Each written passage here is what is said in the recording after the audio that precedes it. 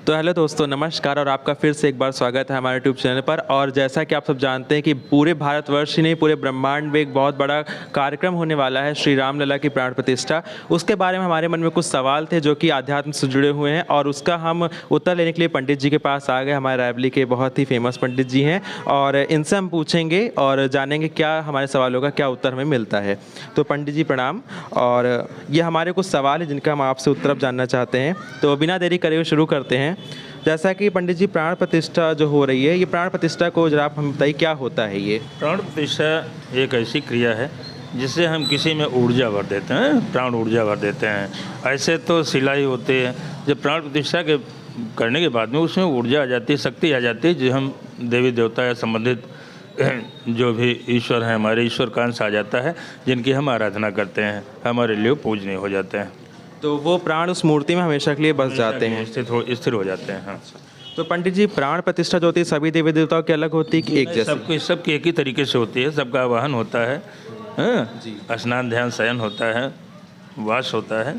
तो प्राण प्रतिष्ठा उसी तरह संबंधित मंत्रों से, संबंधित देवी देवता के मंत्रों से होता है। मंत्र अलग अलग। हाँ, अब हमारा दूसरा सवाल है पंडित जी कि जैसे अयोध्या में कार्यक्रम जो है वो 15 जनवरी से शुरू होने वाले, 15 जनवरी से लेकर 22 जनवरी तक।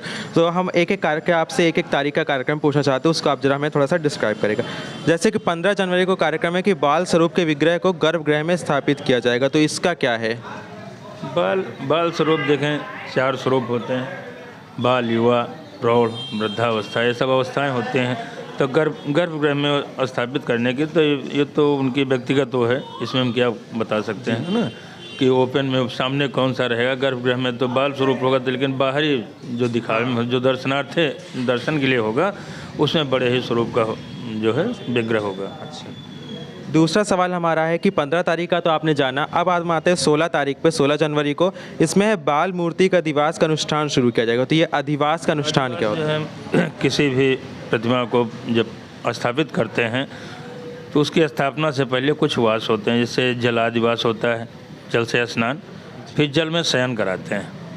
पुनः अन्नादिवास होता है, अन्न में शयन कराते हैं, धान्यादिवास जिसे कहते हैं, जल से निकाल के अन्न में, फिर अन्न में, धान्य में। हाँ।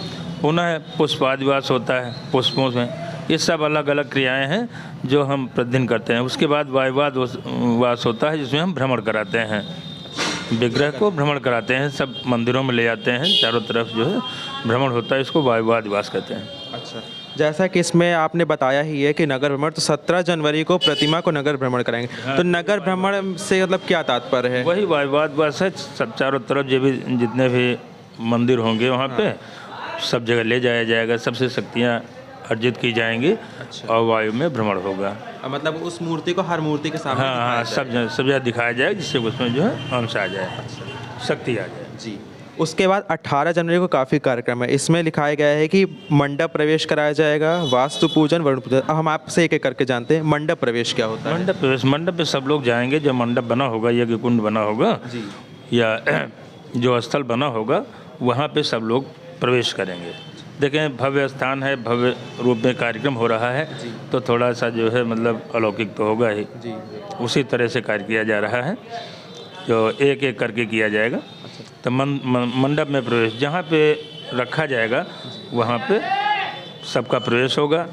पुनः वास्तु की पूजा होगी। हाँ। वास्तु जो निर्माण के, हमारे निर्माण कार्य के देवता हैं, इनकी पूजा हम करते हैं। किसी भी चीज़ का निर्माण करने से पहले या आखिर में वास्तु की पूजा करते हैं, जिससे किसी तरह का जो है तो उसमें गलत ऊर्जा प्रवेश नहीं करते हैं। ये मंडप भी कई तरीके के होते हैं क्या? मंडप भी हाँ अनेक प्रकार के होते हैं, सब अपने अपने तरीके से बनाए जाते हैं, छोटे बड़े स्वरूप में।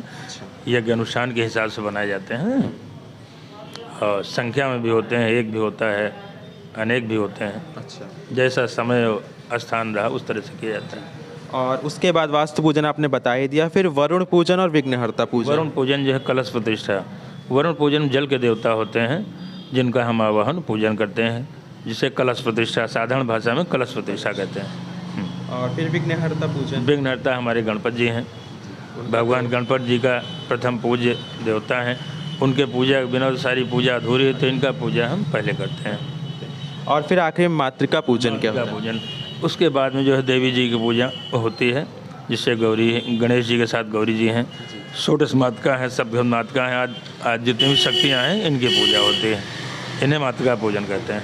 अब सेकंड पार्ट में देखिए क्या है आगे की प्राण प्रतिष्ठा की विधि और पूजा।